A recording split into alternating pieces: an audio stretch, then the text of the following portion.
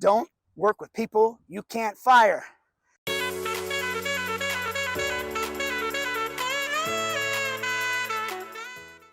Don't take partners unless you absolutely have to, and only in areas where you can't purchase the services. I'll explain.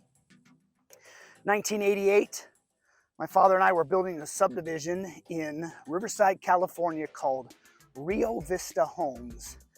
It was 26 beautiful homes along a ridge line in the area of La Sierra, California. As we put the deal together, we're out raising money through a limited partnership to create the equity. We were going to borrow the money from a savings and loan, and we needed some equity. So we went out to family and friends and raised money through a limited partnership. Approaching our deadline date, we need to close escrow. We're very close. We have the money raised. The amount of money we had to pay for our bond increased by about $50,000.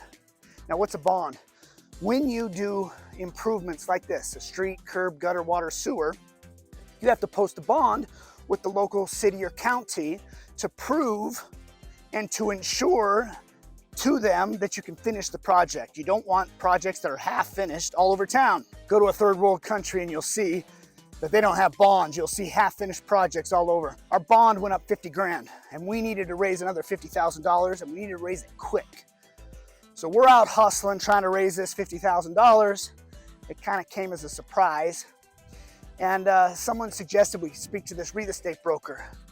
So we talked to the real estate broker. He says, yeah, I've got the $50,000. I'd be glad to invest as a limited partner under one condition.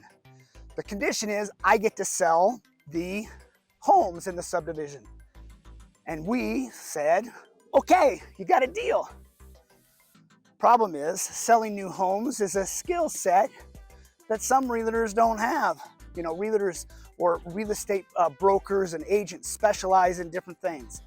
Sometimes it's property management, sometimes it's commercial management or leasing or land or traditional home sales. New home sales is a specialty. So we hired this broker and he assigned his lovely wife to come and be our salesperson. And I don't think she wanted to be there. And she was not that good. She was continually late. I remember one time I had I've been renting equipment from a local rental yard, and they was owned by a couple, and every time I go in there, I'd tell them to come take a look at our project, and a new home would be nice, and I'm pitching them on the deal. And they finally decide we'll be there. I meet them there on a Saturday morning, and the agent is like 30 minutes late.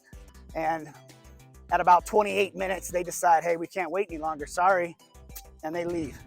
We never made the sale. Another situation, we had 2 homes left of the project, and I get to work early, and I see a guy pull up in a Jeep, and he's wearing a UPS outfit. And he's sitting there, so I go up and say, hey, how you doing? Can I help you? He said, oh, I bought your last home yesterday. I said, you did? Yeah, which one did you buy? This one. I said, well, we have 2 homes for sale. Well, most of the homes in the community were on a normal size view lot. I think our prices were around $280,000, $300,000 at the time. So they weren't cheap. But we had one house that was up on a hill that had a view of the city and it was on 2.5 acres. It was a larger, bigger parcel. And the realtor saw that this guy was in a Jeep and a UPS outfit, and she didn't show him that house. She judged him as being unqualified for that expensive house and only showed the other house, which he bought, until I showed him the big house on the hill, and then he bought that one cash. Come to find out, he had invested in apartments and sold apartments recently and had a ton of cash to work with, and of course he was a qualified buyer. But he was in a brown uniform, and the agent judged him.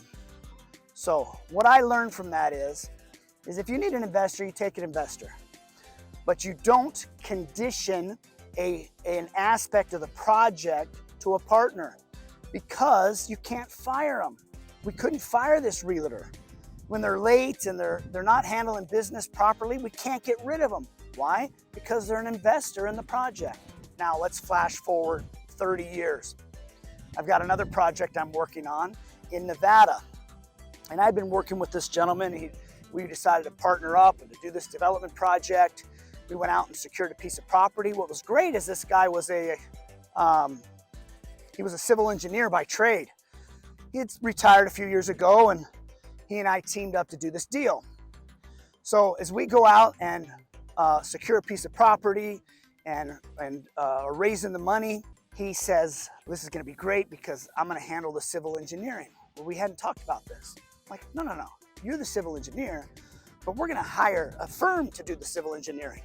We had put in the budget maybe $500,000 for engineering, and he was looking at that $500,000 as a windfall. He wanted to earn that $500,000 as well as the partnership interest. And so he says, no, I'm gonna be the civil engineer. I'll do a good job. I'm like, no, I learned from this. I said, no, we're gonna hire a civil engineer. You oversee them because you have expertise in this area. You'll be able to spot when something's out of whack or something's not working properly or the timeline isn't going as it should. You're in a perfect position to oversee this civil engineer. And he said, no. And we got in a little beef. And he insisted that he was gonna be the civil engineer. Well, I knew this was a recipe for disaster. I ended up killing the deal. Killed the partnership, killed the deal, and I was not going to do it. I couldn't get into a transaction and a deal with somebody that I couldn't fire. If they're not doing a good job or they're whatever, they're coming to work under the influence or something crazy, or they're just got a bad attitude, I wanna fire them. I wanna get rid of them. The trade isn't working for me. And I wouldn't be able to if he was a partner like this. And I killed the deal. About 6-8 months later, I'm talking to somebody and I mentioned his name. He says, oh man, did you hear? I go, no, what? He died.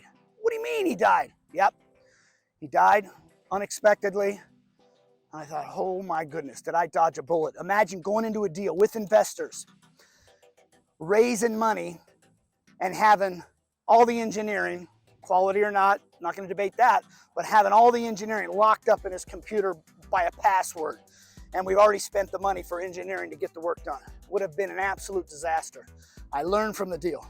So don't work with people you can't fire. Maybe that's friends, maybe that's family members, maybe that's investors. You've got to do business with people that if it's not going good, you can pivot and make a change. That's today's story.